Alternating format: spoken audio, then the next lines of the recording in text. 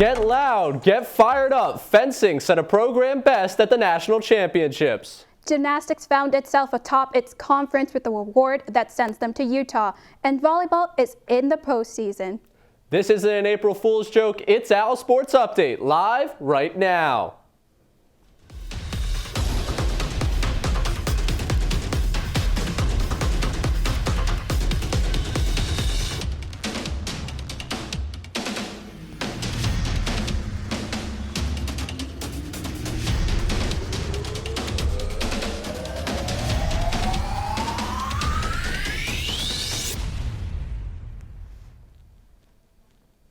It may be a funny day as we hit April, but we're serious about the postseason here on OwlSports Update. With Ray Dunne, I'm Courtney Murphy. It's the best terms in sport. You win, your win.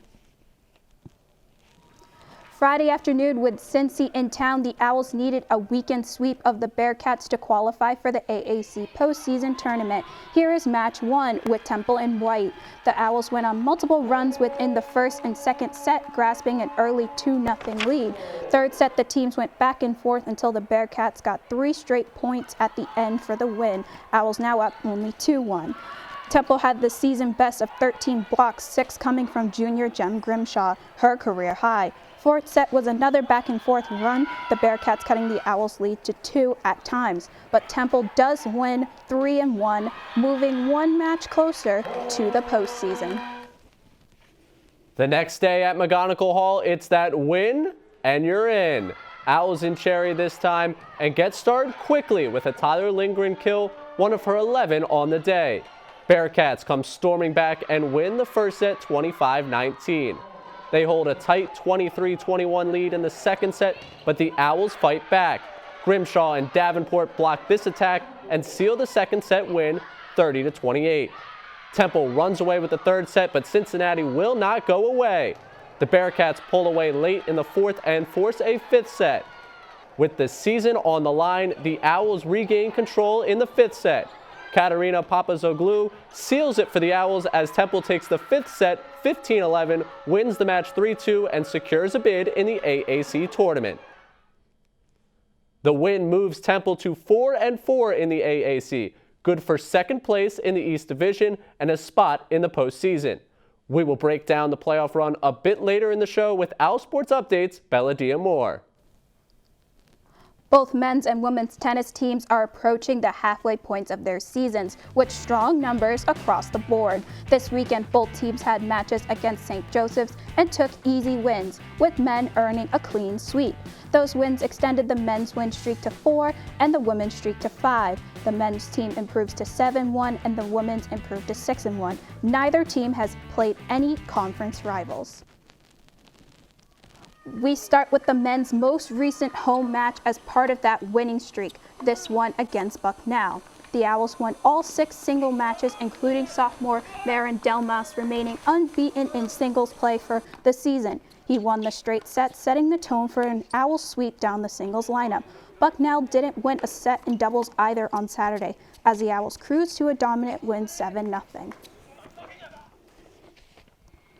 Now on to women's tennis that was last at home against the Binghamton Bearcats Saturday afternoon. Freshman Yu Yabuda played and won her first singles collegiate match of her career. And that was the theme of the day. Temple sweeps the singles and the doubles match for a 7-0 win. This is the second time this season the Owls have swept a team. This 6-1 start for the women is one of the best in program history. At the center of it is freshman Vinitha Mumadi, the top singles player for the Owls. I got the chance to talk with her about her love for tennis and the incredible start to her career.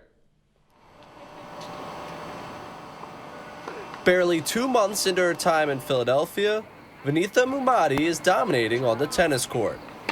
The freshman from India spent her fall semester virtual, halfway around the world, but once stepping onto campus this spring, Mumadi has wasted no time taking over, with an unbeaten start to her season as the top singles player for Temple. The first semester was pretty hectic, to be frank, The time gap from my country to here is around 10 hours, so I had to do night classes, keep in touch with the coach, and Mumadi was able to keep up with her training in part because of her father. He is a tennis lifer who now owns an academy where Mumadi trained throughout the pandemic. And I remember him playing a showcase tournament. I was so impressed and he got all the appreciation from the crowd, and also I was like, I'm gonna do that too. For the first time, Mumadi is away from her family and halfway across the globe on Temple's campus. Off the court, it's been a bit of an adjustment. On the court, however, Mumadi's been dominating opponents. Once she's here, she actually, get the real feel of it, and she seems adjusting pretty good. For coach and player alike, the expectation is that this early career success is just a small glimpse at what lies ahead for Mumadi. I still want to go pro after I finish my college, so I was hoping to play a lot of tennis and play against good schools, which we are playing. Fun to note that for Mumadi, Philadelphia is about a fourth of the population of her home city of Hyderabad, India. So it's actually a bit of a downsize of adjustments. She'll have a chance to keep her unbeaten streak alive Saturday against Drexel. Coming up, we will dive into volleyball's playoff run. Field hockey plays 2 one-goal games against Providence College. Plus, women's soccer is fighting mad in a road game at Tulsa. We're pushing our way towards the end of the regular season. And I'm Luke Milai. The gymnastics team is riding a program best score all the way to NCAA regionals in Utah. We'll take a look when OwlSports Update continues.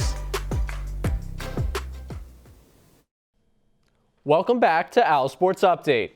3 straight wins to end their conference season helped rally volleyball into the postseason.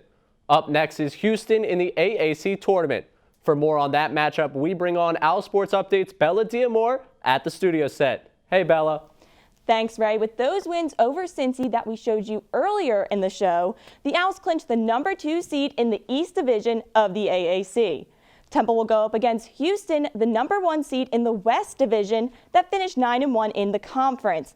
This move into the postseason is a big jump for the Owls. Last season, Temple finished 3-13 in the AAC. The Owls played Houston 1 time, but lost 3-2. Fun fact, the Cougars are 10-2 overall this season when leading after 2 sets. Going into this match, the Owls will want to focus on their defense and blocking as they face a strong attack team. 2 key players in helping the Owls on the defensive end is freshman defensive specialist number 6, Felenica Danielson. She is leading the team with 297 digs, and senior outside hitter number 5, Jem Grimshaw. Grimshaw has 31 blocks this season. She's been consistent in every match, which is why I think her momentum must shine against the Cougars' offense.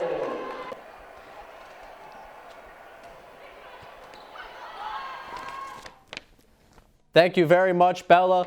Let's take you across the country to Utah, where the gymnastics team is gearing up for its NCAA regional matchup with Arizona. As you can see, the Gym Cats had a slightly higher qualifying score, edging the Owls by about 1/10 of a point. This is their 2nd straight trip to regionals as they earn their bid following a strong stretch at the end of their season. The competition is set for Thursday night at 5 o'clock on ESPN3, where we'll face LSU, Kentucky, and Utah State. And now this trip comes just days after a record-breaking performance at the EAGL Championship. In a shocking turn of events to both the team and the league at large, the Owls won it all. With more on this improbable run, we go to OwlSports Update's Luke Milai, who is live at Pearson-McGonigal Hall. Hey, Ray. The 2021 sports season has been full of adjustments for many teams, with fall sports moving to the spring, game postponements, and new health and safety protocols. But for one Temple team, the biggest change may be in the opponents they faced. For Temple, most of this season's March Madness was not on the court, but instead on the beams, bars, floor, and vault. It was the gymnastics team stepping up at the biggest moments, winning the EAGL Championship with a program record score of 196.5. I don't think any of us woke up that day feeling like we could come home not winning. The rest of the conference did not expect much from the Owls in their first season with the EAGL, picking Temple to finish 5th out of 8 teams in the preseason poll. After a rocky start that included 14 straight winless matches, the Owls landed on their feet, winning 3 of their last 4. The NCAA took notice of the strong finish as the Owls flew from 45th to the 30th ranked team nationally. We do respect the Eagle teams, but that doesn't mean we fear them. Right? We're there to compete. Let's see who's better today. Our little motto that's become our thing is 212. That's boiling point. So that's like the metaphor we would use to compare like our readiness in our team. We felt like we were constantly right there, like at the brink of things. We were at 211 and we just wanted to get to 212. Up next, the Owls are competing on a stage they haven't seen in 29 years. And regionals as a team, that's the next step. You know, the glass ceiling has officially been broken. Regionals start Thursday night in Utah with team competition. Faith Leary, along with Ariana Castrense and Juliana Rowland, are also competing as individuals. Temple will kick off regionals with a head-to-head matchup against the Arizona Wildcats. The winner will move on to round 2 to take on LSU, Kentucky, and Utah State. Reporting live from Pearson-McGonigal Hall, I'm Luke Milai. Back to you in the studio. Thank you, Luke. We head to Oklahoma, where number 4, Emma Wilkins, is one step away from dropping the gloves in a physical contest versus Tulsa. In the first half, freshman Roisin McGovern gets the first goal for the Owls, her second in her collegiate career. Tulsa tries multiple times to respond, but goalie Karen Stabline is on top of the shots, picking up 4 saves. McGovern and Stabline earning their second AAC weekly honors. Second half, remember Wilkins with that earlier pushing mass. Well, she gets the last laugh. This one, the 65th minute, the senior comes up with the second of the season. Temple shuts out Tulsa, this one 2-0.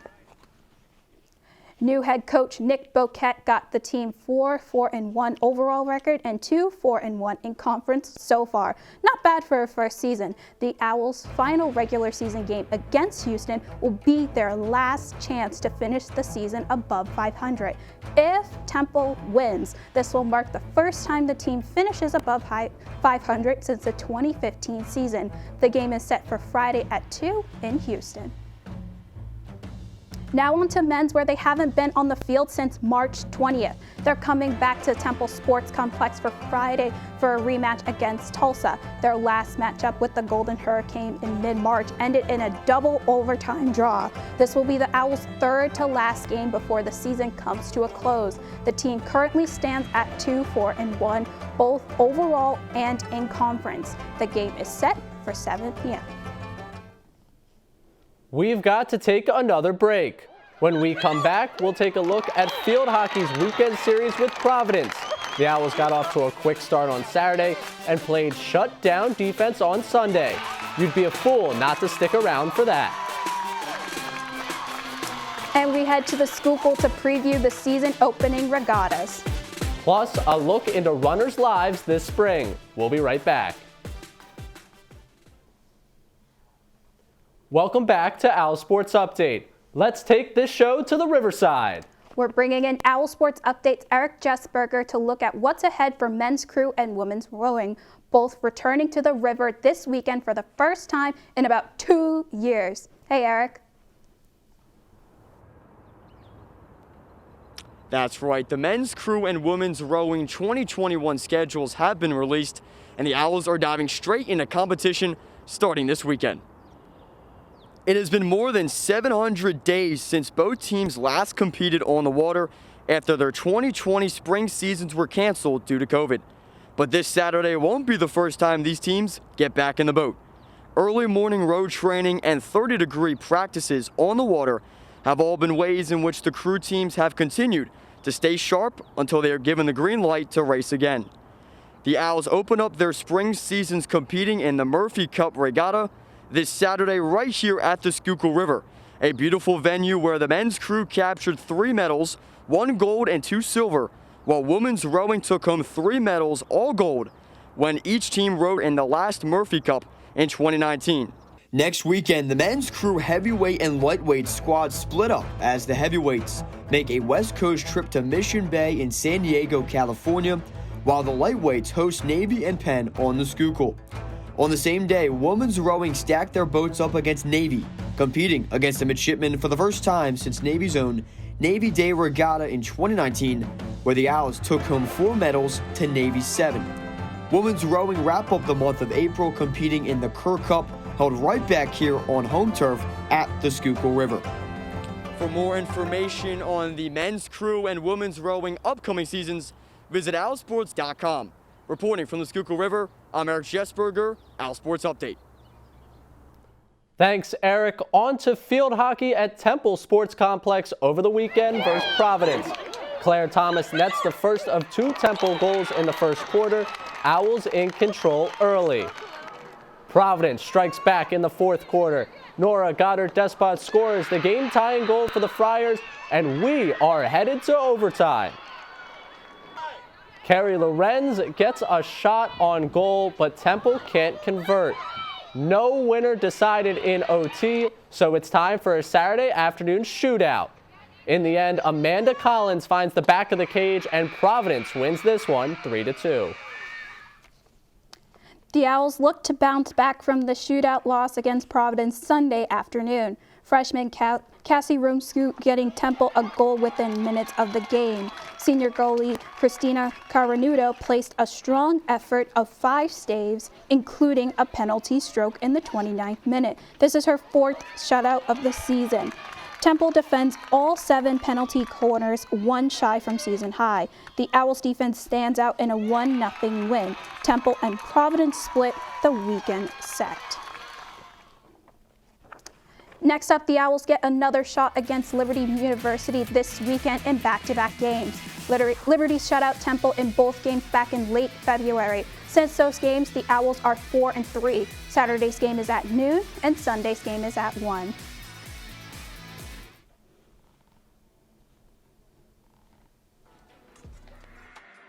Team ended it at the NCAA championships this past weekend, where the Owls made program history.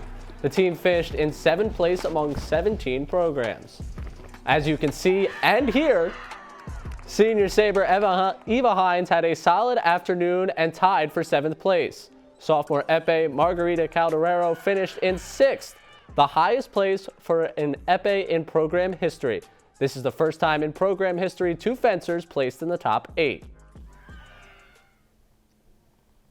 It's hard to get through a sportscast nowadays and not say thanks to COVID. Well, here's that example. For the first time in 2021, thanks to COVID, some Temple runners are competing in both cross country and track in the same season. It's a difficult but doable balance. OwlSports Updates' John Kutenskus has more. In a normal year, there are usually 3 different seasons for runners at Temple: a cross-country season in the fall, indoor track and field in the winter, and outdoor track and field in the spring. But this year, all 3 seasons of running are being shoved into the spring semester. For senior Michelle Joyce, that's 3 seasons of running in 5 months, February to June. It was like quick, short season, something different, but definitely encouraging to still be able to go out and compete at least a little bit in each of the seasons. And then now having more of a normal outdoor will definitely hopefully start the trend into next year too for a more normal competition year. So I wanted to be mindful that we weren't going to overcompete the ladies. Despite running in fewer races this year, the team as a whole has still been able to compete and run record-breaking times. This includes Joyce, who is now the school record holder in the 10,000-meter run. Without having an outdoor season to take a crack at that record last year, it was something that this season I really wanted to be able to do. Glad that I could do it, and I think that there's still more progress that I can make though, so I'm looking forward to having more races and more opportunities. The Owls are about halfway through the outdoor season. They travel to Penn for the Big 5 invite this Saturday, and then Temple will host its own invite the following weekend. Reporting for OwlSports Update, I'm John Goodykunst. Just ahead, we're catching up with football and their first spring practice. Plus, the NCAA free year of eligibility is being put to use for the women's basketball team. We'll tell you who's in and how they plan on using it. There's still a tad bit more to cover. Owl Sports Update will be back in 90 seconds. Welcome back. The women's basketball team ended its season with a first-round loss in the conference tournament. So, a few Owls decided to take NCAA's extra year of eligibility to take care of unfinished business. Owl Sports Update's Brielle Berry tells us more.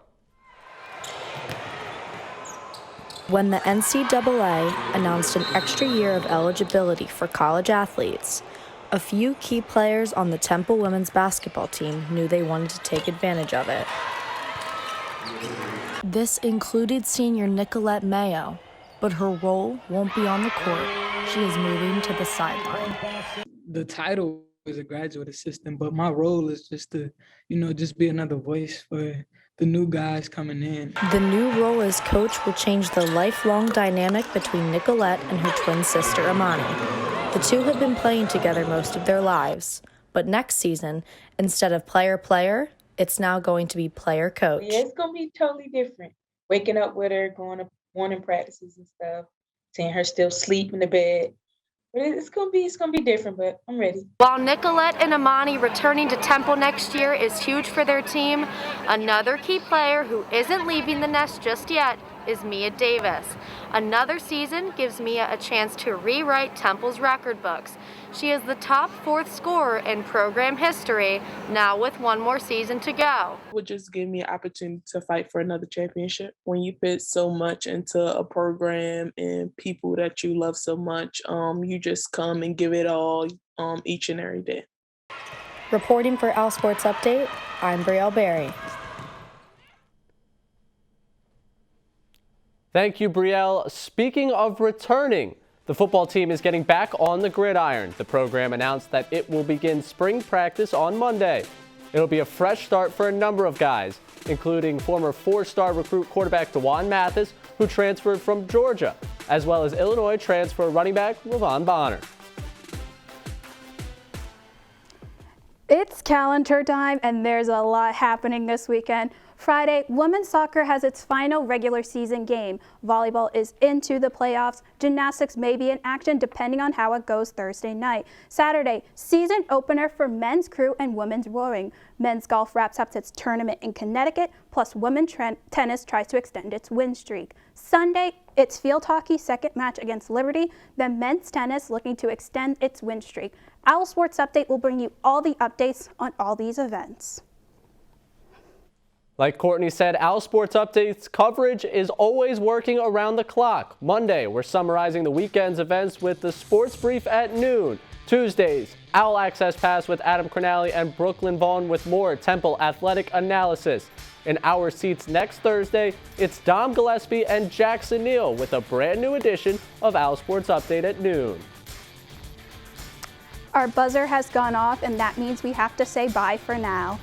Before we go, we want to say goodbye to Erin Steffi. Our teaching assistant and coordinating producer is heading to CBS Sports with a full-time job as a production assistant. She was a part of Owl Sports Update for 4 years as a student and now as an alum. Best of luck, Erin. Best of luck to you, Erin, and have a great day, everyone.